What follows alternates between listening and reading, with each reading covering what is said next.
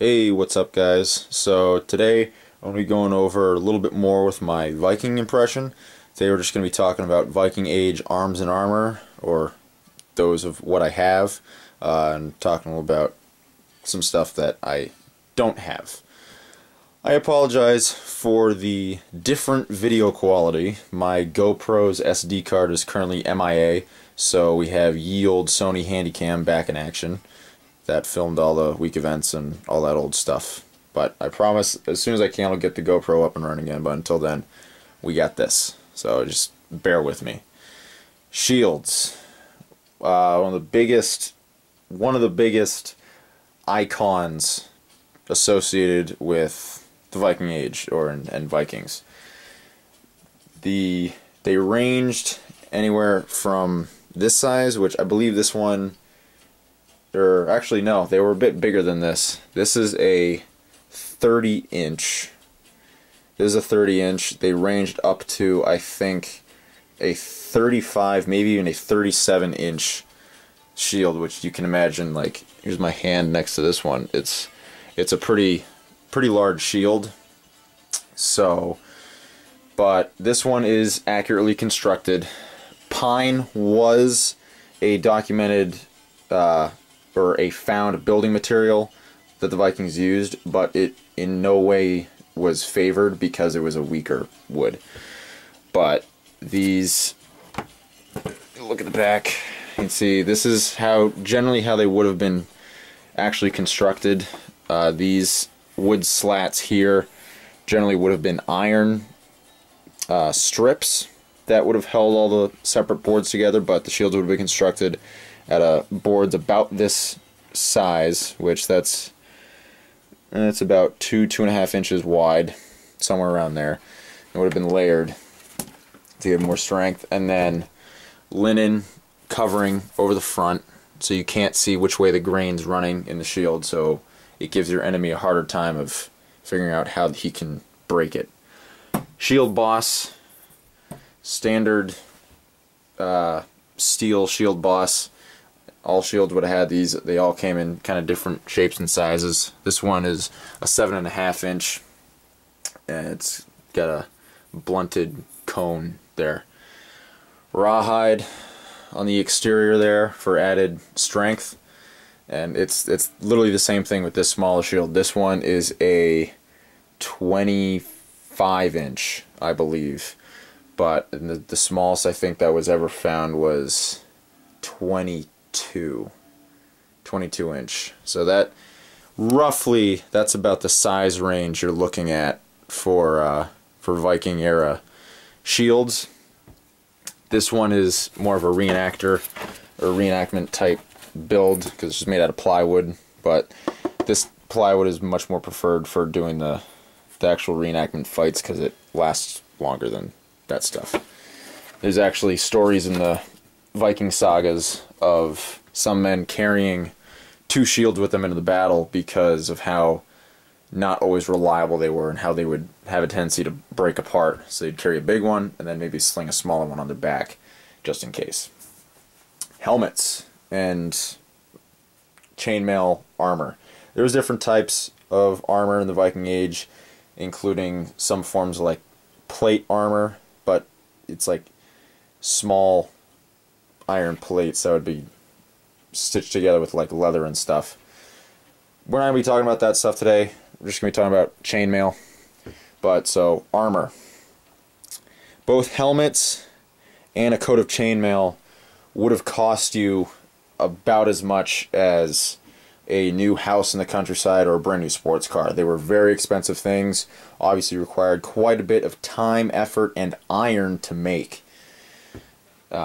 As I might have said in my previous Viking video, iron was a difficult thing for the Vikings to manufacture. It's not that they couldn't, but it was a much longer and difficult process for them to create steel with iron than it was for, say, the Britons or other areas of Europe at that time. I talked a little bit about this helmet in my last video, but we'll just do kind of a recap. Basic 4-panel design, point on the top there. Goggle, old style goggle design, because it often directed blades into the eye socket, which caused problems, obviously. Chainmail skirt around there for added protection. And lamb's wool padding. Now the lamb's wool padding isn't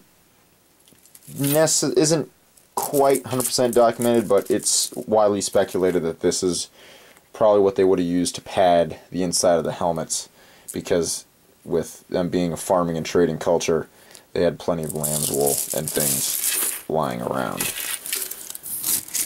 That's the helmet. Chainmail. Thing about chainmail across the board, butted link is the difference. This stuff is butted link. So you see that the ends of the rings are just butted together there.